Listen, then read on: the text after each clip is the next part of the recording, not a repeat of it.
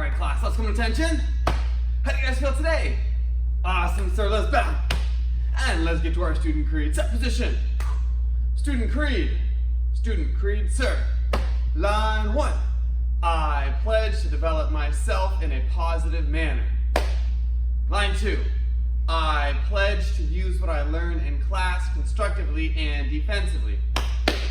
Line 3. I pledge to foster friendships and contribute to my community. And let's bow. All right, guys, we're gonna start off with some jump squats here. If you can't do a jump squat, you can always replace it with just a regular squat. We're gonna add in a 180 turn though. So instead of facing you the whole time, I'm gonna turn to the side here. I'm gonna sink down, touch the ground.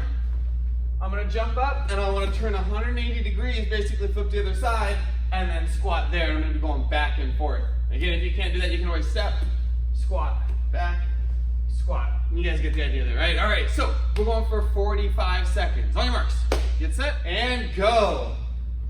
Make sure you get great posture here, just like we've talked about with all of our squats. Try to keep the head up, bend the knees. And of course, as always, remember to breathe as you do these. There we go. Looks like we're at about 20 seconds in. We've got about 25 seconds left. Again, try and touch the ground each time, everybody. We are getting closer. 15 last seconds. Oh, hopefully those legs are starting to burn a little bit. 5, 4, 3, 2, 1. Break. Nice job, guys. Next up, we're going to be going for 1 minute, alternating between push-ups and sit-ups. We're going to do 5 push-ups, and we're going to follow it up with 5 sit-ups. So, again, just going back and forth. Let's go push-up position. As I have been for the last couple months here, I'm going to be doing one hand knuckle down. You do not have to do that, okay? But, again, about 1 minute here. Ready? Set, and go. Again, 5, 3, 4, 5, and then 5 sit-ups. 1, 2, 3, 4, and then after this next one, we're gonna be going back to push-ups. Remember, the main goal is to keep good technique. Not get through as many as I can, but make sure I'm keeping my back straight here. Excellent, and then I get back to my back, and again, making sure I have good technique. I wanna make sure I'm using my abs and not using my arms or momentum to like swing myself like this. That doesn't work the muscles, so I'm not gonna count that one. There's 5, let's keep going. And we have about 15 seconds left. 4, 5. 5 more seconds here. 3, 4, and 5. We'll break right there. All right, guys, our next warm-up here is gonna be a little Muay Thai combo. We're going jab, cross, rear leg, roundhouse kick. Jab, cross, rear leg, roundhouse kick. I've got my good friend Versus here. I'm gonna be doing the combo towards. If you've got a bag, go ahead and hit it too. If you're gonna go to the air, that's awesome. It gives you a good chance to work the technique and make sure you don't have anything that you have to hit to worry about, okay? So, again, about 45 seconds here. Ready? And go. Jab, cross, and roundhouse kick. My goal right now, as a warm-up, is more make sure I'm keeping my body moving. I don't want to sacrifice technique. Oops, sorry, that was a shuffle rhyme. There we go. But I'm blanking on what I just said. I don't want to sacrifice technique. I want to keep it sharp, but I'd rather keep my body moving the whole time.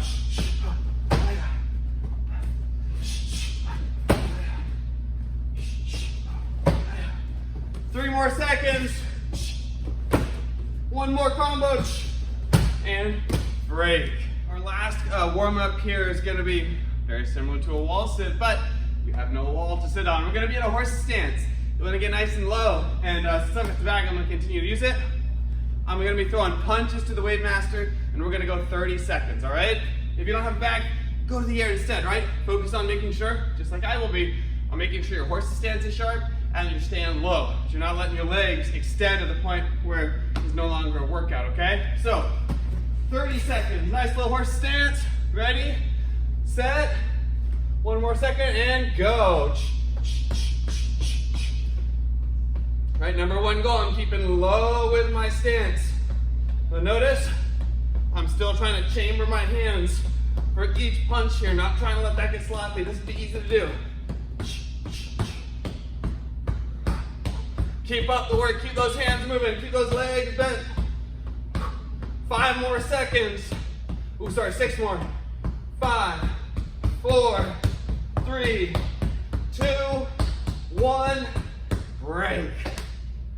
All right, everybody, so message of the week this week, and make sure that as we go through this that you're getting a little bit of stretching going on, all right? If you need a little bit extra afterwards, please feel free to pause and continue stretching. Just like the warm-ups this week, the message may be a little bit different if you're coming into in-person class. But today we're going to talk about balance over emotion. And we're talking about the need for self-control, right? And why is it important? If I've got good self-control in my day-to-day actions, that's going to lead to a better overall life. Whereas if I don't have good control over my actions and my decisions, well, that's going to lead to a lot of long-term negative things to happen to me, right? So a little bit of a worse life. So I want to share a quick quote with you guys. A nice old quote here is, focus on your balance, or focus on your upset, lose your balance. Focus on your balance, lose your upset. And the idea is that when we're really upset, when we let the emotions take over most of our mind, it's going to be really hard for us to balance. And you can test that. Next time if you're feeling angry and you try and balance on one foot, you're going to find it incredibly challenging. So and of course the reverse is true. If you really focus on your balance, it's hard to continue to be upset. So try it out the next time you're feeling kind of angry, right? Kind of upset. If you want to make sure that that emotion isn't dictating what you do or what you say to the people around you, try to focus on your balance, right? If person in front of you at the grocery store is taking an hour to write their checkout, then take the time, instead of trying to let that anger upset you, try to take that time to start to focus on your balance. Pick one leg up, try to go a little bit higher, and focus on making sure that you keep your balance, and it'll help get rid of that emotion of you being upset. So again, balance over emotion is our message of the week.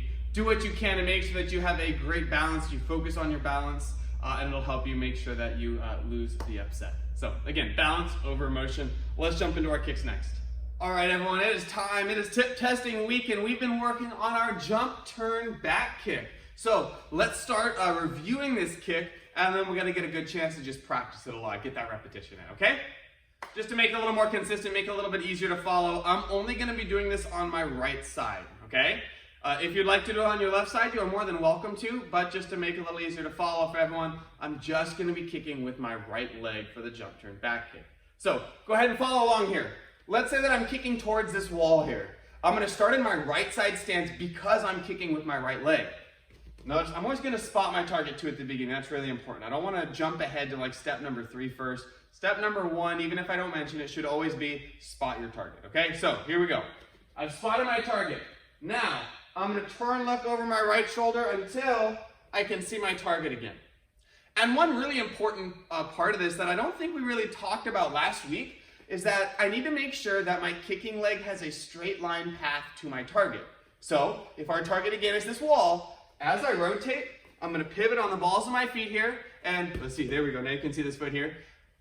All 10 toes are pointing away from my target, and this kicking leg has a straight path back. If I start a little bit like this, where it's more of a Muay Thai marching stance, and I turn, you can see that, oh, my legs are crossed here. My kicking leg is gonna have a tough time. It can't go straight back, so it's gonna have to go around.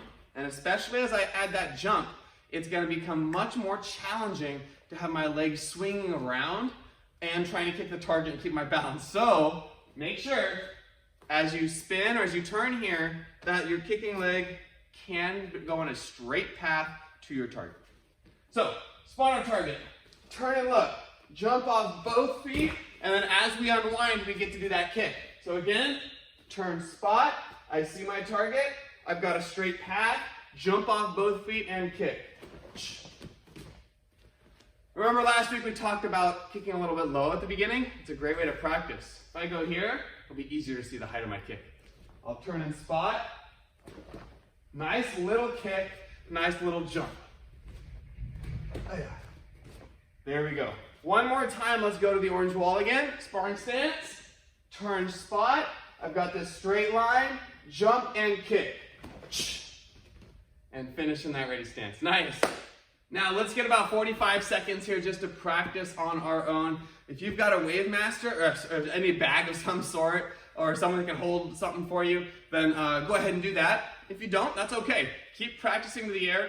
It's going to give you a great sense of your body in the air without having to rely on a bag or using a bag as like a tool to keep your balance. So if you got a bag, you can use it. If not, go to the air. I'm going to grab a Wave Master and pull it in, okay? All right, 45 seconds, jump, turn, back kicks. Ready, set, and go. Turn, spot, jump, turn, back. Good. Let's keep working this. Again, I'm just going on one leg. Make sure that as you set yourself up here, that you don't do this little hop to bring your feet together. We want to keep them apart. It'll get us, just like you saw there, a little bit more power, and it'll make the overall kick a little bit quicker. Good, I'll switch to the other side. You can see from another angle too. Turn, spot, jump off both feet, back kick.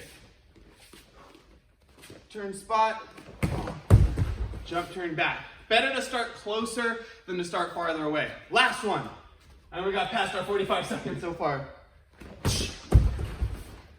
And break. So black belts, we had a little bit extra that we added onto our kick here. While the level 3 is the advanced for working on just the jump, turn, back kick, we added something beforehand.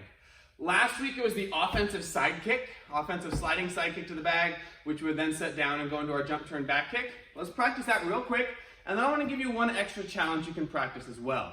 Quick recap of the offensive side kick. I would start my sparring stance here, lead leg side kick slides in. As soon as you kick, we set it down, then we went right into our jump, turn, back kick. So again, lead leg side, set it down, jump, turn, back. The big thing you need to make sure that you do is be aware of your distance. It's very easy to kind of kick and I should say distance between our feet. It's easy to set my feet down and you'll notice maybe you notice, right? My feet are a lot farther apart than they normally would be for a jump, turn, back. And as I turn to spot, my body recognizes that. It'll try and get closer to where I was, and oftentimes the feet will come right together. And again, that's what we were trying to avoid before. So try to make a habit of getting that foot down right where it would normally be when you do your jump, turn, back kick. Now, here's a challenge one for you guys if you'd like to try it out. We're actually going to step away from that jump off of both feet, okay? So I'm gonna do my offensive side kick, but before I set it down, I'm gonna do my jump, turn, back kick from right here. So I'm gonna jump off this back leg. Of course, I'm gonna have to spot first, right? So I kick, I'd be trying to spot. I can barely see it right there. I mean, it's hard to kind of tell from your view, but I can see the bag. I'm gonna jump and do my kick. A little bit more real time. I would slide in, boom, jump, turn, and back. And you can tell, I wanna practice this a lot more too because I need to get my toes pointing more down. So, that offensive side, jump, turn, back. A great way to start this would be just like the jump, turn, back kick, kick a little bit lower, right? I can do this. Here, I see my target, back. And that can help us get used to the whole motion, how our body moves without having to throw our whole body up in the air, and basically make it a little easier for us to do as we can learn to get it higher and higher. So if you'd like to try it, I've been having a blast with it this week. I hope you guys would too. But that's it for our jump, turn, back kick with that additional side kick at the beginning. We've got some senkotiros coming up next. All right, everybody, we get to work on some senkotiros this module, or continue it this week as part of this module. And I wanted to go over, what we could use because I know not everyone has a stick at home, and we kind of talked about it last week. So I walked around the karate school today and just grabbed some other things that could be used as a substitute to a stick. So a couple things that I found is I've got a little cone here, right? Well, it's not 100% like a stick. I could still hold on to it and I can practice my strikes, or I could practice my twirls. And while it may not be ideal, right, it is still a really viable solution to that. Another one, we have some wet floor signs. I can grab this holder for the wet floor sign because I can't quite wrap my entire hand around it, but that's okay. I can get a nice tight grip. I'm not gonna, swing it as hard as I can, but I can still, again, practice the strikes, whatever ones we're working on, and I could even do a little bit of twirling with it. So those are just a couple options that I could have used here as opposed to the stick. If you've got something like a pool floaty at home, right, a shortened one, you could use that. If you've got an old broom handle that is about the length of your arm or a little bit longer, another great option. Or maybe you've got a ruler, right? Just something that is kind of stick-like you can practice with. Reminder, this is not necessary for tip testing this week, but is a really fun thing to do, and I'd love you guys to continue to practice it if you can, okay? So let's jump into our stick work. Hey black belts, so last week we worked on largo mano, and if you don't remember that, the rough translation of that is long hand, and it's basically a technique that we use to strike to our partner's hand from, or wrist, or forearm from a long distance. Last week we talked about the defensive version, where our partner would come to us with a strike, and we were stepping from our medium distance to our long distance, and trying to hit their hand before their strike could make it to us. This week we're going to be talking about the more offensive version. But first, let's review what our distances were like. So if I've got my partner right here, let's say for right now that this is just their body. If I was at a short distance, if I go to my stick fighting stance and reach out, my knuckles would touch their shoulder. Now this is not a great distance for strikes. As you can see, it's hitting with the middle of the stick. I lose a lot of my power. That's a distance you'd want to be at for puños, or a lot of the disarms you need to be in close like this. Our medium distance would be if we reach out and my knuckles touch my partner's knuckles when we have our arms extended there. Now if I turn, you can see that the tip of my stick is what's making contact. Finally, the long distance would be if I reach out and I stick my stick out, then my stick would reach to their hand. This is a distance where if I strike, the only thing that I can hit is their hand. Now, we're going to be using that distance primarily. Before, for the defensive version of largo mano, I'm going to kind of adjust this to say that this is their hand and not their body, right? I would start at this medium distance where I can strike to their body. I would step out and hit. Right? That's how we did our largo mano. If they were striking, I wanted to get my leg out of the way with it. If they were striking angle 3, then I step out, I hit my angle 2, and I get back in. For the offensive version, I'm going to start farther away, and I'm going to be aiming to hit their hand, or we'll actually extend it to their leg as well. So I've moved my teammate versus pretty far away from me now because I want to exaggerate this as much as I can. I'm going to start in my stick fighting stance. If I try and strike, even if I do a really sloppy strike and I've got my arm extended and my stick straight out in front of me, meaning that I don't have the 90 here, I still can't hit them. So when I see an opportunity, maybe their arms are getting farther out or they've got a leg sticking out in front of them, I'm going to step forward and strike. And I'm going to scoot back a little bit more here to the extent that I can. Forward and strike and back. If I'm going to go with a backhand strike, I'm going to step with the opposite leg and then strike. If it's an angle 2, step and strike. Notice I'm stepping with a different leg. And I do not need to switch hands here. I don't need to go to my left hand to strike there. That'll be okay. Finally, angle 3, this one would normally aim to the legs, because remember in stick fighting we can hit to the body, we can hit from the elbow to the hand, we can hit the head, and we can hit from the knee down to the foot. More bony target areas, right? So if it's an angle 3, striking low, stepping back. Low, stepping back. And that does seem a little simple, right? But there's a lot that goes into play with this. Just like sparring, I don't want to telegraph my moves. If I was striking to you and I'm stepping forward, I don't want to do this because then you know what's going to happen, right? I'd want to step and strike and step back out. If it's my angle 3, hitting there, and I'm getting back out. It's this quick strike. And finally, it's going to be a retracting strike. You don't recall there's 3 types of strikes. We have our follow through, controlled, and retracting. Follow through, as you can guess, right, I would hit my target and follow through. That's a little more of my power strike. Controlled, I would hit to my target I'm not going to hit with a lot of power, but I'm targeting it there. And then retracting, you hit and you bring back. That's what we're using for this, okay? So let's just get a quick 30, 45 seconds here. Big step in, aiming with our angle 1, 2, or 3. Generally wouldn't do an angle 5 in a largo mano, and we don't do angle 4s in stick fighting at all. But stepping in for that strike and then moving our way back up. Finally, guys, make sure that you practice this from our stick fighting stance, right? And not from a sparring stance or Muay Thai stance. I want to be stick fighting stance right here, okay? So again, about 45 seconds. Ready? And go. Stick fighting stance, step and strike, back out. I'm going to the other side, strike, back out. Ooh, that one pulled back a little bit. I don't know if you noticed. That's much better. Right, every time I practice, I want to be conscious about what I'm doing and thinking, what are those things that I'm trying to avoid? And what are the things I'm trying to ensure that I do every time? Stepping with the correct foot. Making sure that I get back to this long range. Because if I just practice from here, I'm just practicing strikes. And we've done that too much. Not too much. There's never too much, right? But we've done it enough that we probably don't need to be thinking about that right now. Trying to avoid those load ups, right? Where my partner can see what's happening. Dang, that one. It's the angle 2 for me, right? So I'm trying to acknowledge patterns that I may have, and the next time we do it again, there we go. It's that forehand angle 2. And break. Announcements.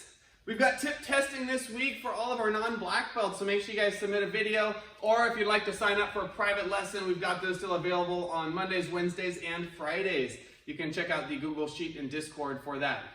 We're also continuing with our in-person classes, both inside, outside, and our online curriculum here as well. If you're trying to come to classes in person, make sure you sign up for those classes ahead of time. If you're going outside, you can continue to wear regular clothes. If you're going to be inside, we're going back to our full gi. So please make sure that you're aware of that, and when you show up, you're ready for that, okay? So that's it, everybody. I hope you guys have a great week. I hope you have a safe week. I miss you all, and I hope you're doing well. Let's come to attention, and let's bow out. Class dismissed.